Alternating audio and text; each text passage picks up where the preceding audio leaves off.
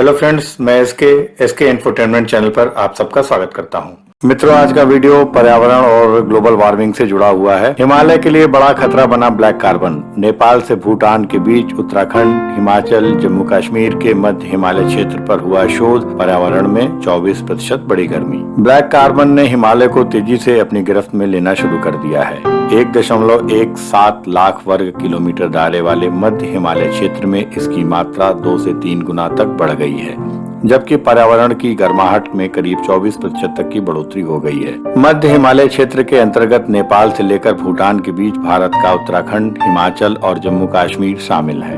आर्यभट्ट प्रेक्षण विज्ञान शोध संस्थान एरीज के साथ शामिल इसरो, दिल्ली विश्वविद्यालय व IIT कानपुर के हालिया शोध में यह जानकारी निकलकर सामने आई है। इस बदलाव से ग्लेशियर के पिघलने की आशंका और भी बढ़ गई है। एरीज नैनीताल के वरिष्ठ वायुमंडल विज्ञानी डॉक्टर मनीष नाजा के अनुसार हिमालय में ब्लैक कार्बन की वास्तविकता जानने के लिए यह शोध किया गया है। शोध में 2014 से लेकर 2017 के मध्य आंकड़े शामिल किए गए।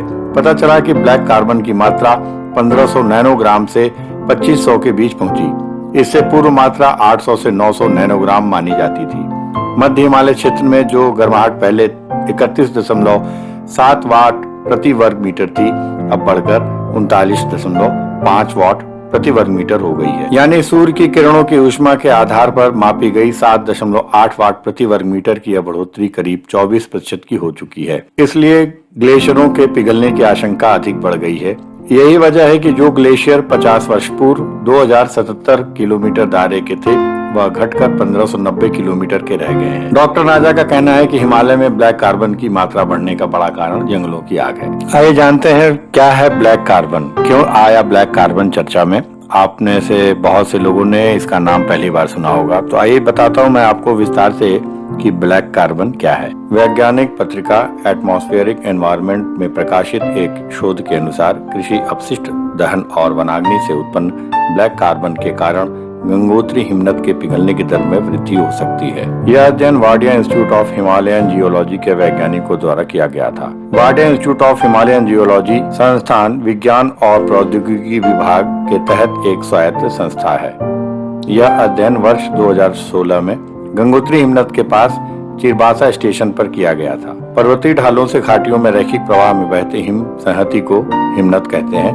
भारत में उत्तराखंड, हिमाचल प्रदेश, सिक्किम, अरुणाचल प्रदेश में ऐसे हिमनद पाए जाते हैं। भागीरथी गंगोत्री हिमनद से और अलकनंदा हिमनद से निकलती हैं और इन दोनों हिमनदों का मिलन देवप्रयाग में होता है और इस मिलन के बाद ही इन दोनों नदियों का संयुक्त नाम गंगा के रूप में जाना जाता है। ग्रीष्म काल में गंगोत्री हिमनद क्षेत्र में ब्लैक कार्बन की सांद्रता यानी कंसंट्रेशन 400 गुना तक बढ़ जाता है, जबकि समतुल्य black carbon equivalent black carbon EBC की मासिक औसत सांद्रता अगस्त में न्यूनतम और मई माह में अधिकतम पाई जाती है। EBC की मौसमी माध्य सांद्रता में मौसमी बदलाव आता है, जिससे यहाँ प्राचीन हिमनद स्रोत की उपस्थिति तथा क्षेत्र में EBC स्रोत की अनुपस्थिति का पता चलता है। शोध के अनुसार ब्लैक कार्बन की मौसमी चक्रीय परिवर्तनीयता के उत्तरदायी कारकों में कृषि अपशिष्ट दहन तथा ग्रीष्मकालीन वनाग्नि प्रमुख थे। ब्लैक कार्बन जीवाश्म एवं अन्य जैव ईंधनों के अपूर्ण दहन, ऑटोमोबाइल तथा कोयला आधारित ऊर्जा संयंत्रों से निकलने वाला एक पार्टिकुलेट मैटर है। यह एक अल्पकालिक जलवायु प्रदूषक है जो उत्सर्जन के बाद कुछ दिनों से लेकर कई सप्ताह तक वायुमंडल में बना रहता है। ब्लैक कार्बन अपने उत्पत्ति स्रोत के आधार पर अलग अलग प्रकार के होते हैं तथा वे प्रकाश के विशिष्ट तरंग दैर्घ्य का अवशोषण या परावर्तन करते हैं। इसका मापन एथेलोमीटर नामक उपकरण के द्वारा किया जाता है। ब्लैक कार्बन के इस मौलिक कणों को द्रव्यमान इकाई में बदलने के लिए इन उपकरणों का उपयोग किया जाता है तथा परिणाम को समतुल्य ब्लैक कार्बन EBC नाम दिया जाता है। यथा यातायात के ब्लैक कार्बन द्रव्यमान को EBCTR लिखा जाएगा। वायुमंडल में इसके अल्प स्थायित्व के बावजूद यह जलवायु, हिमनदों, कृषि, मानव स्वास्थ्य पर व्यापक प्रभाव डालता है। वैज्ञानिकों के एक समूह द्वारा समताप मंडल में 18 किलोमीटर की ऊंचाई तक इन कणों के उपस्थित होने के साक्ष्य मौजूद हैं। इसका प्रभाव यह है कि ये ब्लैक कार्बन कण लंबे समय तक वातावरण में उपस्थित रहते हैं। ओजोन परत को नुकसान पहुंचाने वाली अन्य रासायनिक प्रतिक्रियाओं के लिए यह बेहतर स्थिति प्रदान करते हैं। वर्ष 2005 में प्रकाशित लॉरेंस रिपोर्ट के अनुसार आर्कटिक क्षेत्र में समस्त मृदा का लगभग 30% ब्लैक कार्बन भंडार है वैश्विक तापमान के कारण हिमनद तथा परमाफ्रॉस्ट लगातार पिघल रहा है तथा इसमें दबा हुआ ब्लैक कार्बन और मीथेन बाहर आ रही है, जिससे जलवायु तापमान में और तेजी आएगी। ब्लैक कार्बन के कारण हिमालयी ग्लेशियरों के पिघलने की गति भी बढ़ गई है। वनाग्नि को जलवायु परिवर्तन का एक महत्वपूर्ण आयाम मानते हुए इससे निपटने के लिए हमें वैश्विक स्तर पर नीति निर्माण की आवश्यकता है, जो वनाग्नि और उससे संबंधित पहलुओं को संबोधित करती हो।